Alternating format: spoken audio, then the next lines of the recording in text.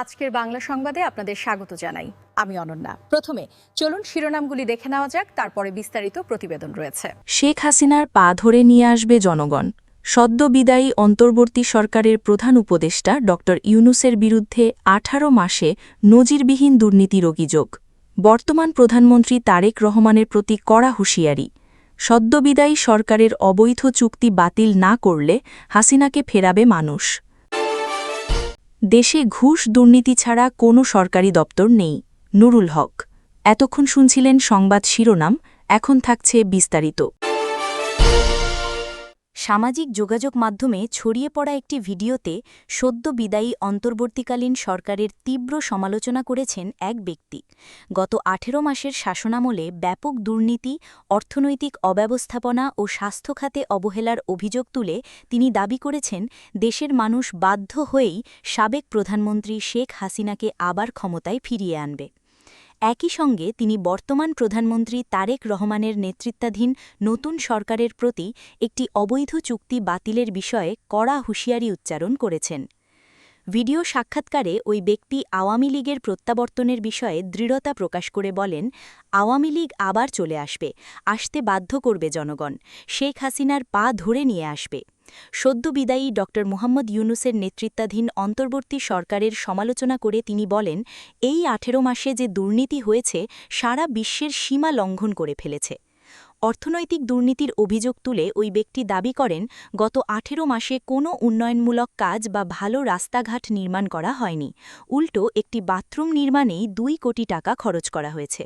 তিনি প্রশ্ন তোলেন, একটা বাথরুম করতে যদি 2 কোটি টাকা খরচ হয়, তাহলে পদ্মা সেতু করতে কত হাজার লক্ষ কোটি টাকা খরচ হয়েছে।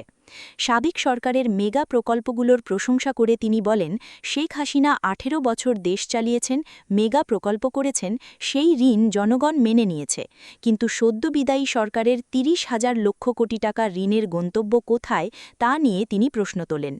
ড ইউনূস দেশে নতুন টাকা ছাপিয়েছেন বলেও তিনি অভিযোগ করেন। স্বাস্থ্য খাতে সদ্য বিদায়ী সরকারের চরম অবহেলার অভিযোগ এনে ওই ব্যক্তি বলেন, দেশে বর্তমানে হাম রোগে আক্রান্ত হয়ে শিশুরা মারা যাচ্ছে। অন্তর্বর্তী সরকারের স্বাস্থ্য খাতে প্রায় 41,000 কোটি টাকা থাকা সত্ত্বেও কেন টিকা আনা হলো না, সেই প্রশ্ন তুলে তিনি বলেন, এই হামের টিকা না আনায় হাজার হাজার শিশু মারা যাচ্ছে।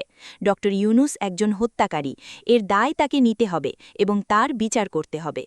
বর্তমান প্রধানমন্ত্রী তারেক রহমানকে হুঁশিয়ারি। ভিডিওটির শেষ অংশে ওই ব্যক্তি সদ্য বিদায়ী সরকারের করে যাওয়া একটি অবৈধ চুক্তির প্রসঙ্গ টেনে বর্তমান প্রধানমন্ত্রী তারেক রহমানের প্রতি সতর্কবার্তা দেন।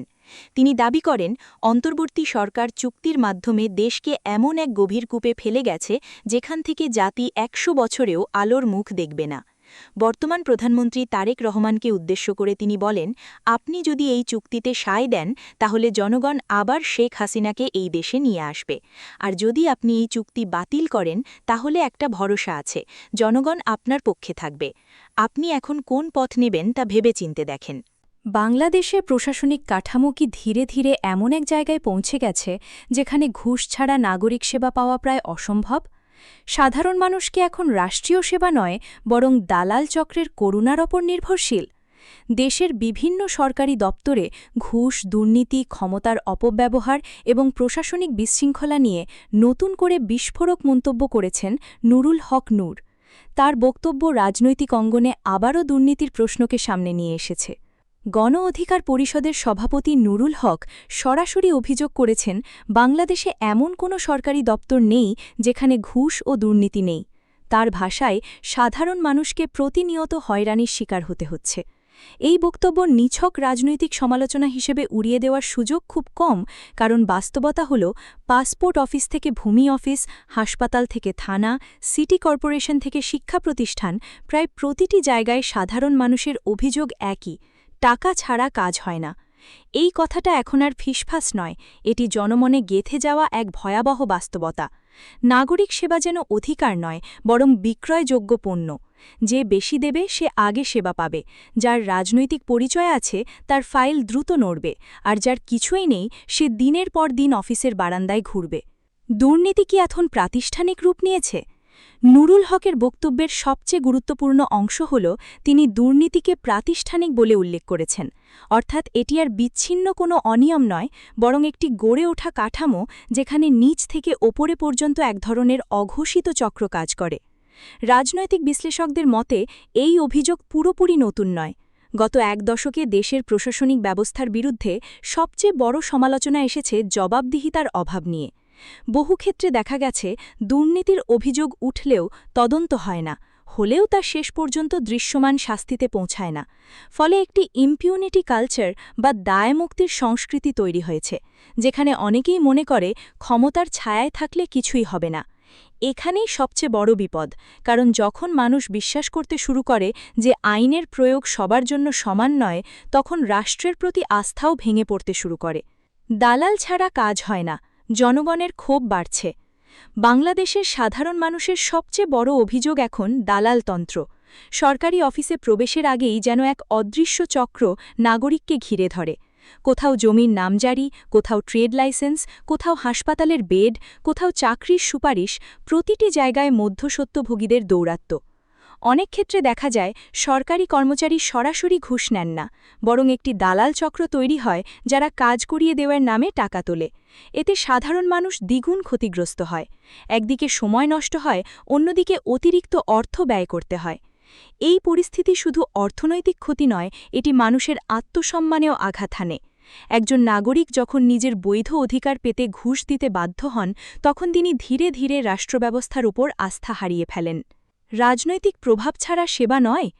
নুরুল হক আরও অভিযোগ করেছেন, নাগরিক সেবা পেতে এখন শুধু টাকা নয়, রাজনৈতিক প্রভাবও প্রয়োজন। এই অভিযোগও অনেকাংশে জনমতের সঙ্গে মিলে যায়। বিভিন্ন সরকারি দপ্তরে দলীয় পরিচয়ে, সুপারিশ বা ওপরের যোগাযোগ ছাড়া কাজ এগোয় না, এমন অভিযোগ বহুদিনের।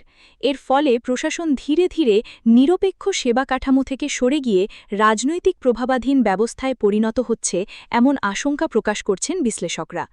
এটি শুধু প্রশাসনিক সমস্যা নয়, এটি ডেমোক্রেটিক কাঠামোর জন্য হুমকি। কারণ রাষ্ট্রের সেবা যদি দলীয় পরিচয়ের ওপর নির্ভর করে, তাহলে সাধারণ মানুষ নিজেকে দ্বিতীয় শ্রেণীর নাগরিক মনে করতে শুরু করে। দুর্নীতির সবচেয়ে বড় শিকার কারা?